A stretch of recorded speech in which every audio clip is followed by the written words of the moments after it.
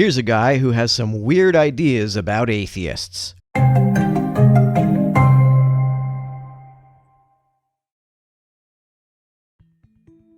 Atheism is typically thought of as being a binary idea. You're either a believer or you're a non-believer. To be an atheist is to entirely reject belief in the supernatural or belief in a god or a deity. It's academically thought of that way, but over the last couple of decades or so, an increasing number of people seem to use it to mean something broader than that. It's recently much more common for a lot of people to refer to agnosticism as a form of atheism. But I actually think that it's a much more complex and much more interesting story. Even among atheists, there's lots of different ways of conceptualizing this idea. For instance, some atheists say that it just means that they're not religious.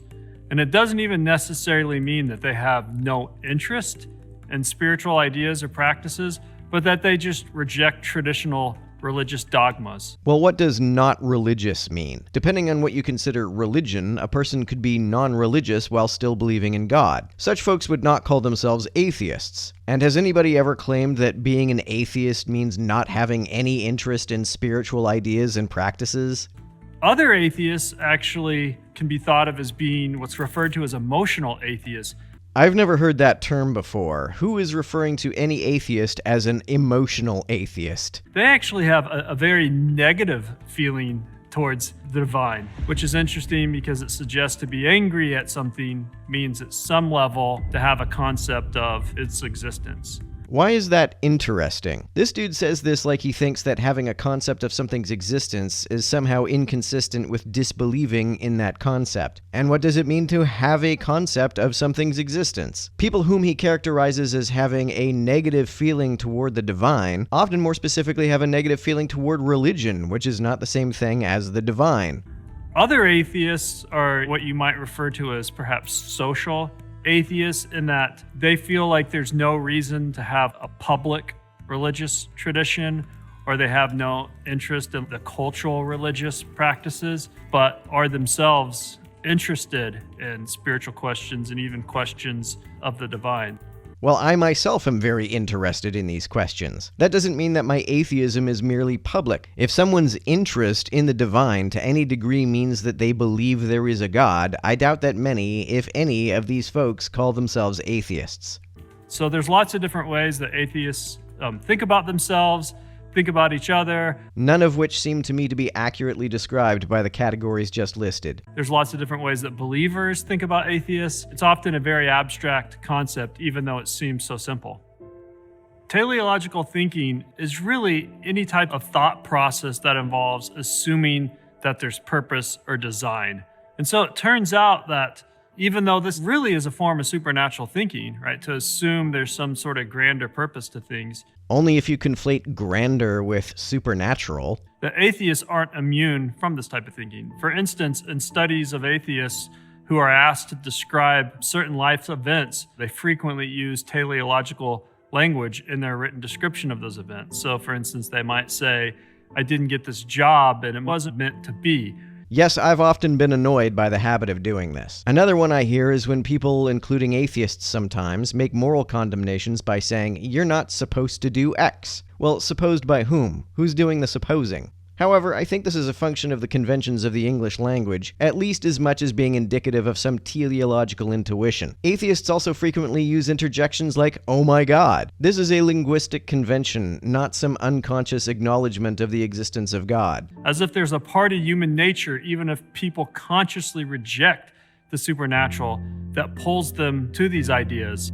What does this guy think this indicates? This guy seems to think that this is evidence of a secret or unconscious belief in the existence of the supernatural. Agent detection is an inclination that even non-human animals seem to have. Do non-human animals have a concept of the supernatural? Agency is not a supernatural phenomenon, and intuitions that give us a bias toward inferring that agency exists where it doesn't is not necessarily the same thing as conceiving of something as supernatural. In some instances, our own conscious awareness of something or our own conscious beliefs may not tell the whole story of the way our brains work. There is some research focused on atheists and their lack of belief and the implications of that.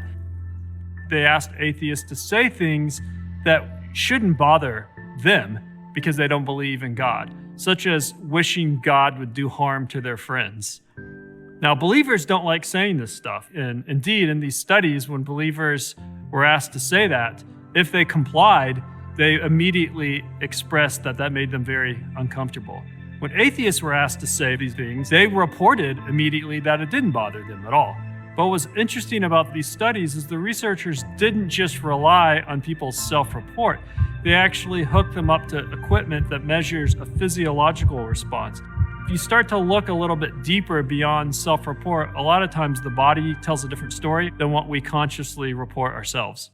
When it came to measuring their physiological response, atheists looked indistinguishable from theists. What do you think this indicates? Do you think this is indicative of some secret or unconscious belief in God? Suppose researchers asked these folks to say, "I hope Darth Vader shoves his lightsaber up my best friend's pee hole." Saying that might produce physiological signs of discomfort as well. Would that indicate that the research subjects had a secret or unconscious belief in Darth Vader? And even if the statement about God provoked greater discomfort than the statement about Darth Vader, to a person who grew up in a culture that treated God as a very real thing, they might have a lasting irrational compunction about such statements. For example, I'm not superstitious. I don't believe that the number 13 actually causes bad luck. But seeing it nonetheless always makes me slightly uncomfortable because I grew up in a culture in which that superstition is prevalent. This certainly isn't due to any inherent intuitions I have about that number. This is just a conditioned response.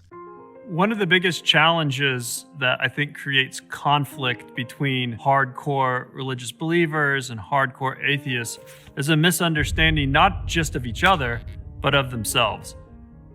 Hardcore atheists think that they're not at all guided by supernatural ideas and concepts, but we know from research that they do have a tendency to engage in teleological thinking, to see things in terms of design and purpose. Again, that could be due to cultural conditioning. It could be due to an evolutionary advantage it gave our ancestors. And teleological intuitions are not the same thing as intuitions about the supernatural. This guy says this as though he thinks it's indicative of some repression or denial on the part of atheists.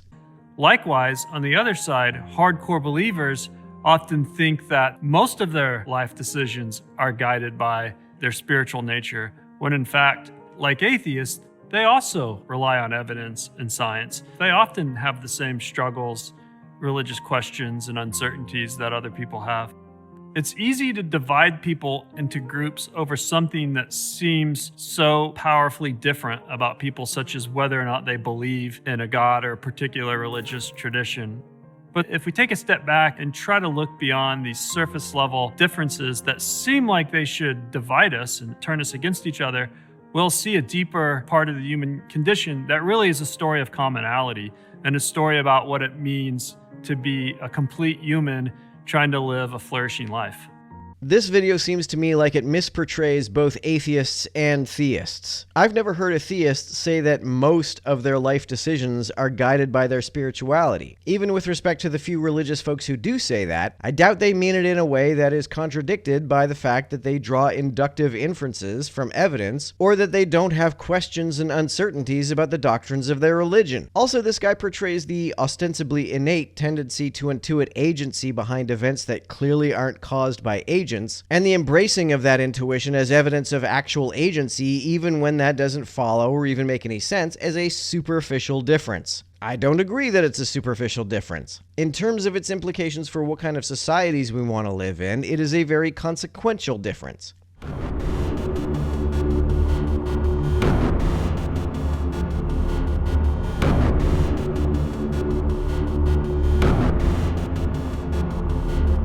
To everyone who helps me out on Patreon, you're a big help. Thanks so much.